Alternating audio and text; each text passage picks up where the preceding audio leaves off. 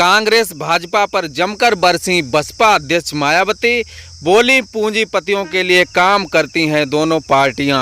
नमस्कार साथियों, आप देख रहे हैं हमारे यूट्यूब चैनल AK News 887। मैं हूं अवनीश कुमार। चैनल पर नए हो तो चैनल को सब्सक्राइब करें। कहा कि बीएसपी की सरकार बनने के बाद क्षेत्र का विकास हुआ। केंद्र में कांग्रेस की तरह वर्तमान सरकार की जातिवादी सांप्रदायिक रूढ़िवादी सोच के चलते सर्व समाज में गरीबों, दलितों, आदिवासियों का विकास रुका हुआ है।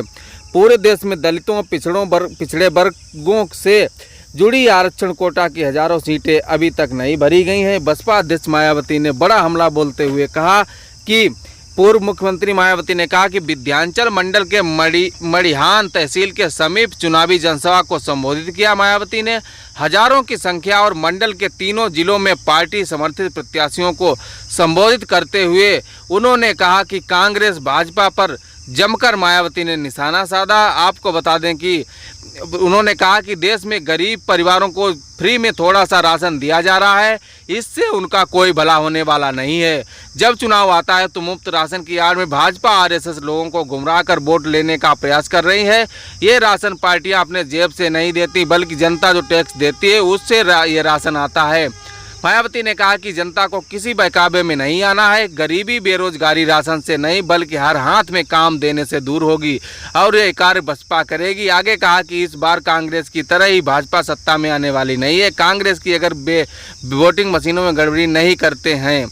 आपको बता दें कि जनता समझ गई है कि पूरे देश के गरीब, बेरोजगारों को अच्छे दिन दिखाने के जो हवाई वादे किए गए उससे संबंधित 1/4 काम भी नहीं किए गए।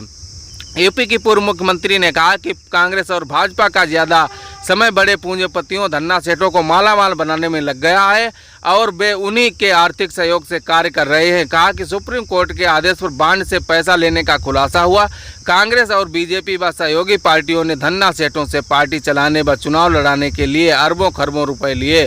इस रिपोर्ट ने यह भी सिद्ध कर दिया कि बसपा ने एक भी रुपया बांड के माध्यम से नहीं लिया।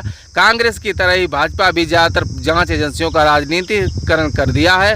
उन्होंने कहा कि किसान इस सरकार में काफ़ी परेशान है। आपको बता दें कि मायावती ने कहा कि विरोधी पार्टियों के जारी हुए हवाई घोषणा पत्रों के प्रलोभन में नहीं आना है। चुनाव खत्म होने के बाद ये पार्टियां वादे भूल जाती हैं।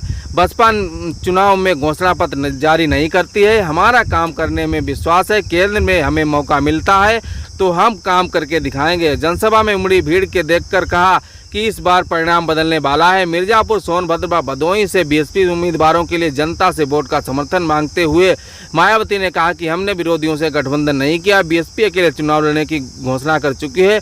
बीएसपी का कोई चुनावी घोषणा पत्र नहीं है। कहा कि बीएसपी सर्वजन हिताय सर्वजन सुखाय की नीति पर काम करती है। 20 मिनट तक सभा को संबोधित करने के बाद लगभग 2:40 पर वे दूसरी सभा के लिए रवाना हो गई।